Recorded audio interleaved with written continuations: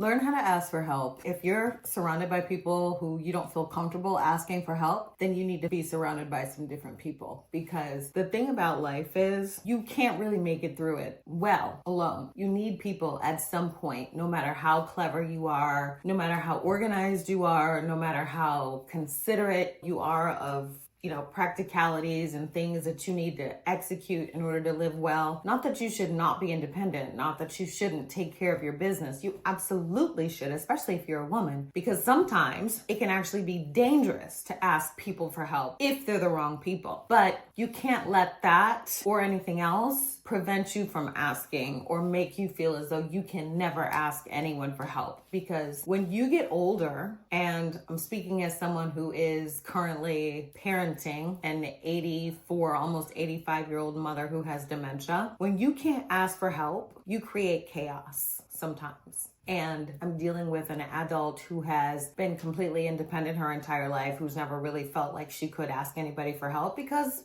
she had good reasons for that. But now, because she can't admit that she needs help, she's creating all sorts of havoc. She's wasting money. She's putting herself in danger. She's causing me to chase after and put out fires and all this and that. And I've thought long and hard about what am I supposed to learn from this? I'm always looking for the lesson in everything, right? But all I can really come up with is sometimes you need to ask for help. And there's no shame in needing to ask for help. There's no shame in needing someone to come to your aid. I'm blessed. I have wonderful friends who I can count on who offer me help because I too have issues asking people for help. But I've gotten better about that in recent years. I see the value in it. I see what happens when hyper independence takes over your life. I see what happens when you frankly waste time around people who feel no shame in asking you for help. But if the shoe was on the other foot, they would have nothing to offer you. And not only would they not have anything to offer you, they wouldn't want to offer you any kind of assistance. And if you have people like that in your life right now, you need to think long and hard about what is their value and whether or not you want to give them a primary place in your life. Because frankly, friends, family members who ask you for help, but who you cannot ask for help in return, I don't think they deserve a top tier place. I think they should be compartmentalized into whatever percentage of value it is that they bring into your life. And if you determine it's less than 10% out of 100, then they should get 10% of your time or less than 10% of your time. That may seem cold, that may seem cruel, and maybe it is, I don't know. But it's practical and it's necessary because, like I said earlier, you won't make it through life alone. You won't make it without getting help from someone at some time, unless you're extraordinary. So if you're around people who you would hesitate to ask for help, think long and hard about those relationships, because